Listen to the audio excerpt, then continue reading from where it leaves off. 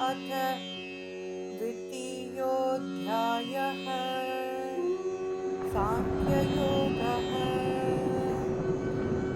संजय उवाच तं तथा कृपयाविष्टम् अश्रुपूर्णाकुलेक्षणम् विषिदन्तमिदं वाक्यम् उवाच मधुसूदनः। श्रीभगवानुवाच कुतस्त्वाकश्मलमिदम् विषमे समुपस्थितम् अनार्यजुष्टमस्वर्ग्यम् अकीर्तिकरमर्जुन। क्लैब्यमास्मगमः पार्थ नैतत्त्वय्युपपद्यते। क्षुद्रं हृदयदौर्बल्यं त्यक्तोत्तिष्ठ परन्तप। अर्जुन उवाच कथं भीष्ममहं संख्ये द्रोणं च मधुसूदन। इषुभिः प्रतियोत्स्यामि पूजार्हरिसूदन। गुरून् हत्वा हि महानुभावान् श्रेयो भोक्तुं भैक्षमपीह लोके। हत्वार्थकामांस्तु गुरूनिहैव भुञ्जीय भोगान् रुधिरप्रदिग्धान्। न चैतद्विद्मः कतरन्नो गरीयो यद्वा जयेम यदि वा नो जयेयुः। यानेव हत्वा न जिजीविषाम तेव स्थिताः प्रमुखे धार्तराष्ट्राः। कार्पण्यदोषोपहतः स्वभावः पृच्छामि त्वां धर्मसम्मूढचेताः। यच्छ्रेयस्यानिश्चितं ब्रूहि तन्मे शिष्यस्तेऽहं शाधि मां त्वां प्रपन्नम्। न हि प्रपश्यामि ममापुनध्याद् यच्छोकमुच्छोषणमिन्द्रियाणाम्। अवाप्य भूमावसपत्नवृद्धं राज्यं सुराणामपि चाधिपत्यम्। संजय उवाच एवमुक्त्वा हृषीकेशं गुडाकेशः परन्तप न योत्स्य इति गोविन्दम् उक्त्वा तूष्णीं बभूवः। तमुवाच हृषीकेशः प्रहसन्निव भारत। सेनयोरुभयोर्मध्ये विषिदन्तमिदं वचः।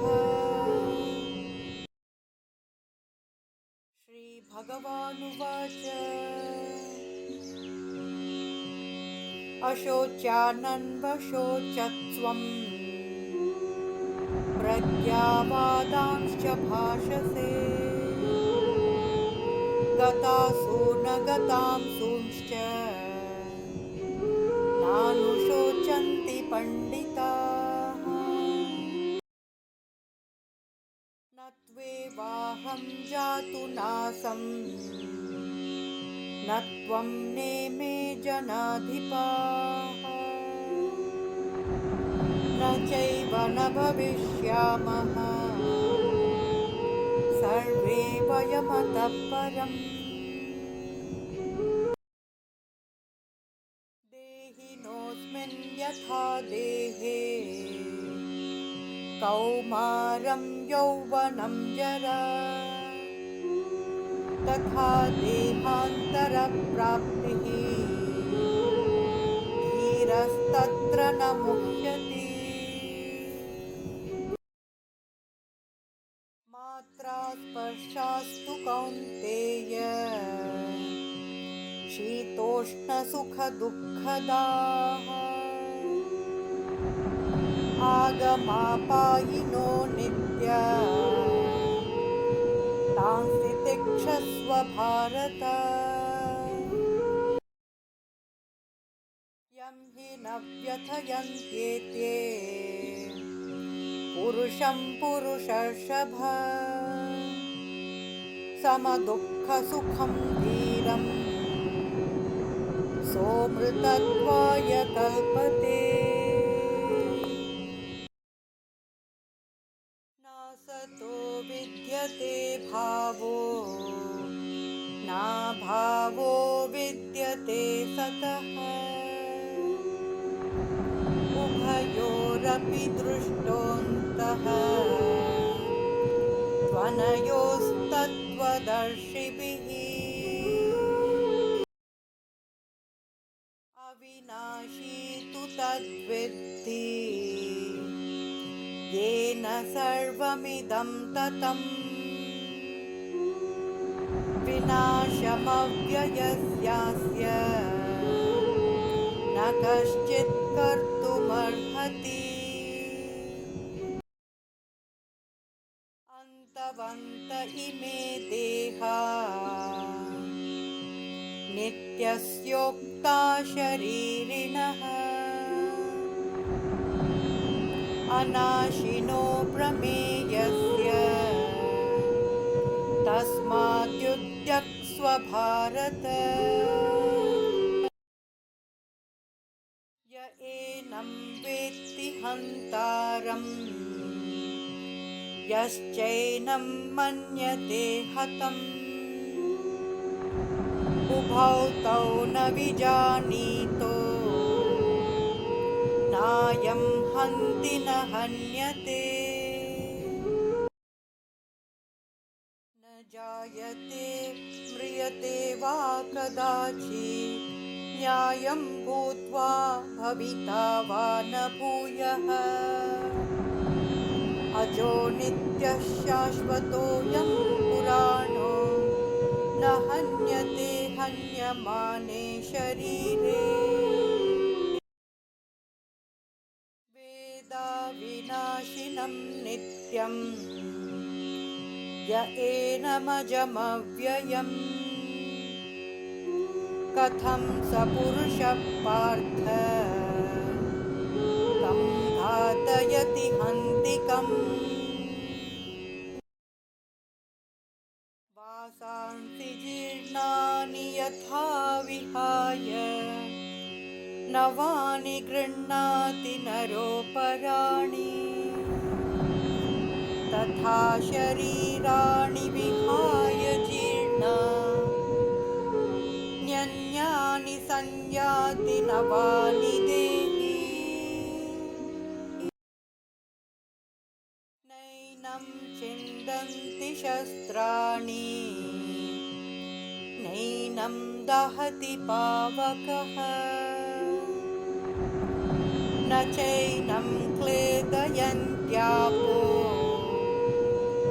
न शोषयति मारुतः। अच्छेद्योऽयमदाह्योऽयम् अक्लेद्यो शोष्य एव च नित्यसर्वगतस्ताणु अचलोऽयं सनातनः। अव्यक्तोऽयमचिन्त्योऽयम् अविकार्योऽयमुच्यते तस्माद्देवं विदित्वैनं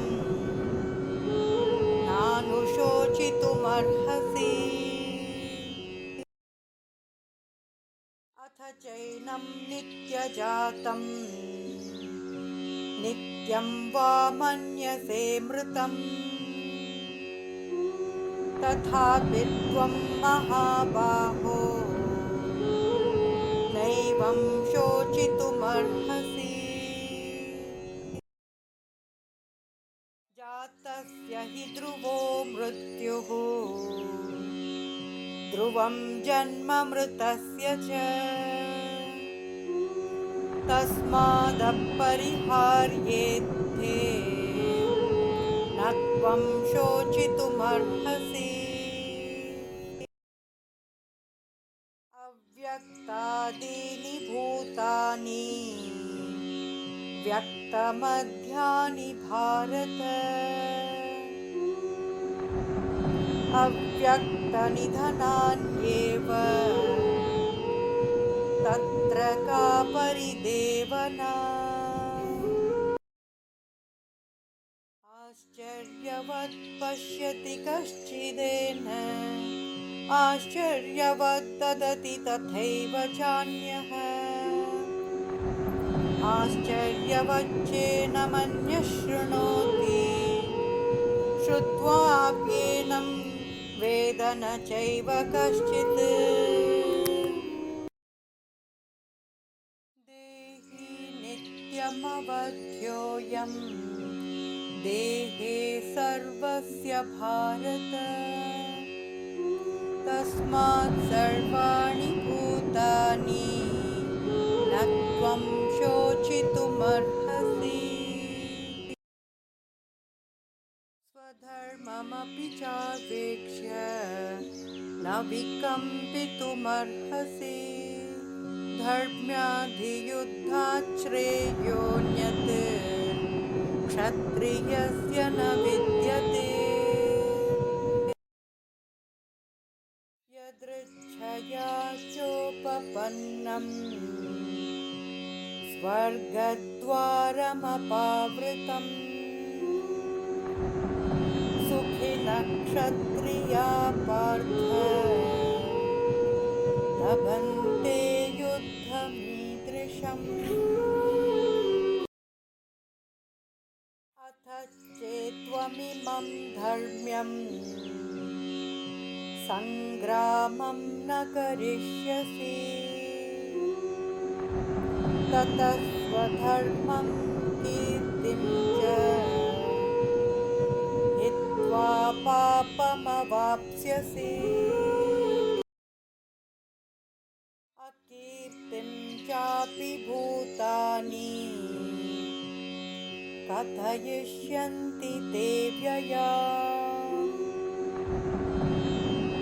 सम्भावितस्य चाकीर्तिः मरणादतिरिच्यते। भयाद्रणादुपरतम् मन्स्यन्ते त्वां महारथाः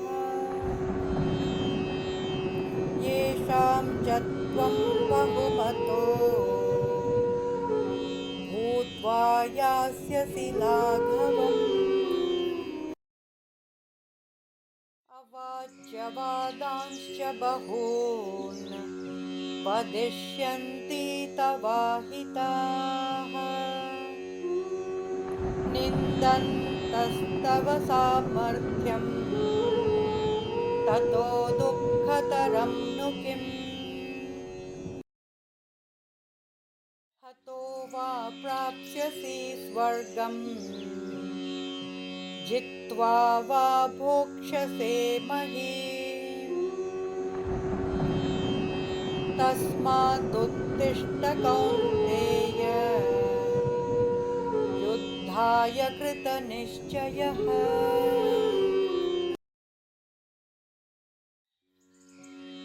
सुखदुःखे समे कृत्वा लाभालाभौ जयाजयौ ततो युद्धाय युज्यस्व नैवं पापमवाप्स्यसि।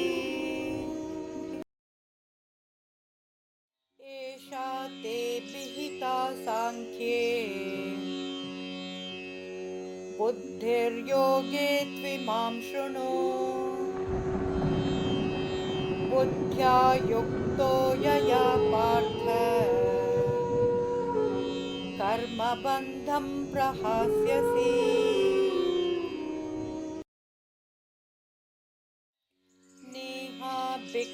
नेहाभिक्रमनाशोऽस्ति प्रत्यवायो न विद्यते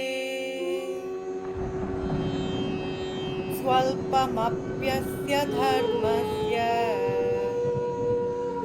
त्रायते महतो भयात् व्यवसायात्मिका बुद्धिः एकेह कुरु नन्दन बहुशाखा ह्यनन्ताश्च बुद्धयो व्यवसायिना यामिमां पुष्पितां वाचं प्रवदन्त्यविपश्चितः वेदवादरता पार्थ नान्यदस्तीति वादिनः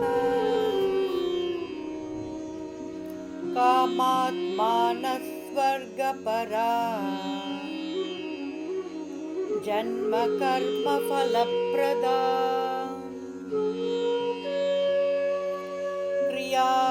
क्रियाविशेषबहुला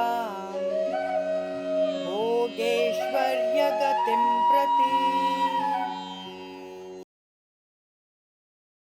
यामिमां पुष्पितां वाचं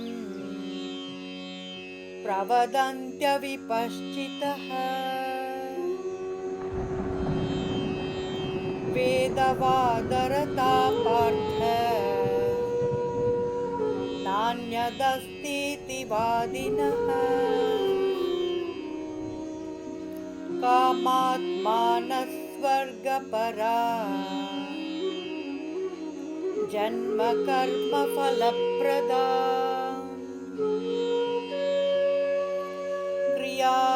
क्रियाविशेषबहुला भोगेश्वर्यगतिं प्रति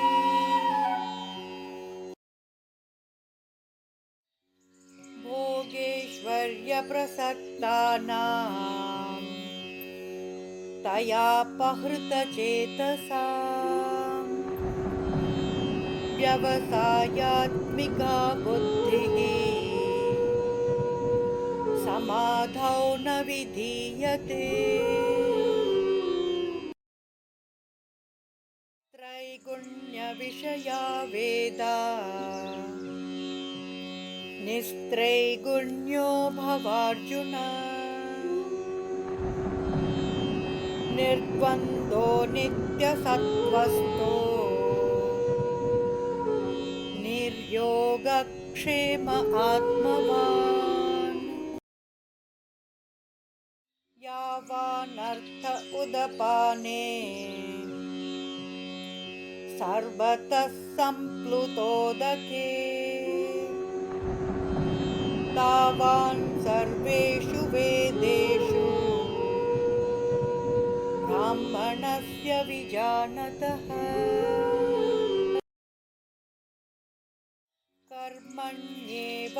कर्मण्येवाधिकारस्ते मा फलेषु कदाचन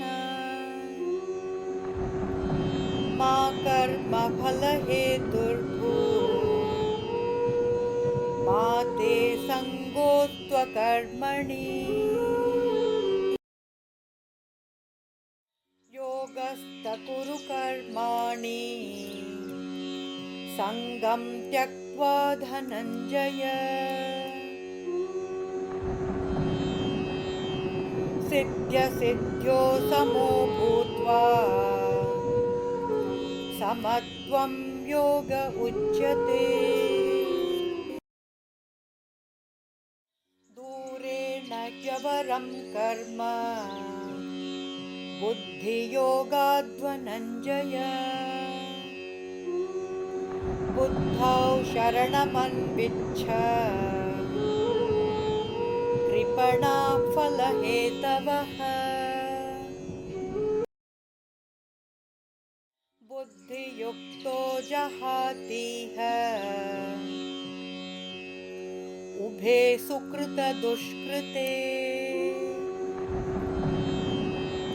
तस्माद्योगाय युज्यस्व योगकर्मसु कौशलम् कर्मजं बुद्धियुक्ता हि फलं त्यक्त्वा मनीषिणः जन्मबन्धविनिर्मुक्ताः पदं गच्छन्त्यनामयम् यदा ते मोहकलिलं बुद्धिर्व्यतितरिष्यति तदा गन्तासि निर्वेदम् श्रोतव्यस्य श्रुतस्य च श्रुतिविप्रतिपन्ना ते यदा स्थास्यति निश्चला समाधावचला बुद्धिः तदा योगमवाप्स्यसि। अर्जुन उवाच श्रितप्रज्ञस्य का भाषा समाधिस्तस्य केशव स्थितधिः किं प्रभाषेत किमासीत व्रजेत किम्। श्रीभगवानुवाच प्रजहाति यदा कामान् सर्वान् पार्थमनोगतान् आत्मन्येवात्मना तुष्टः स्थितप्रज्ञस्तदोच्यते।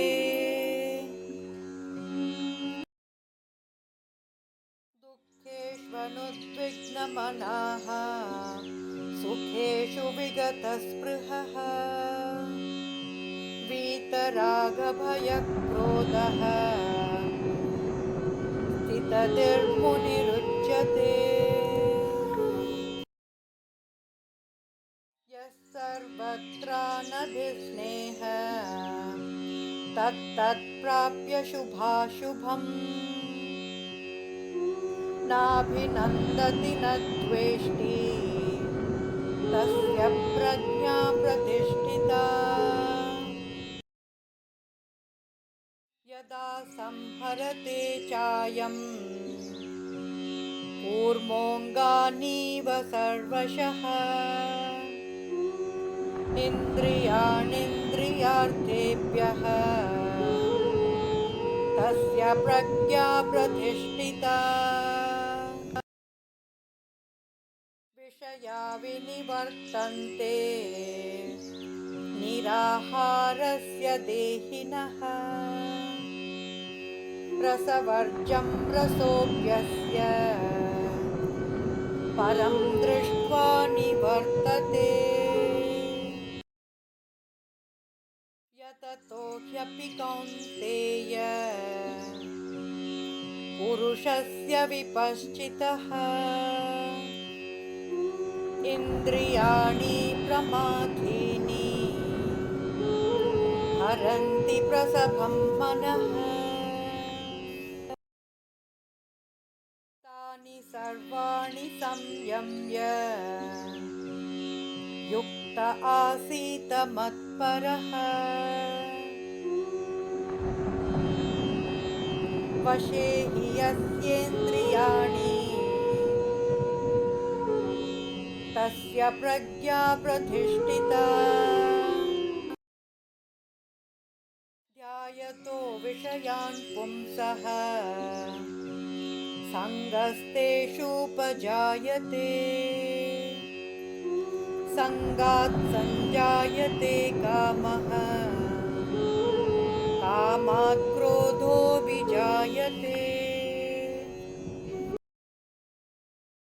क्रोधात् भवति सम्मोहः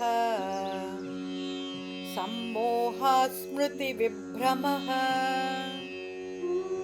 स्मृतिभ्रंशात् बुद्धिनाशो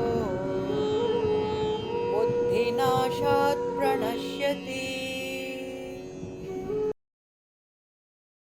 रागद्वेषवियुक्तैस्तु विषयानिन्द्रियैश्चरन्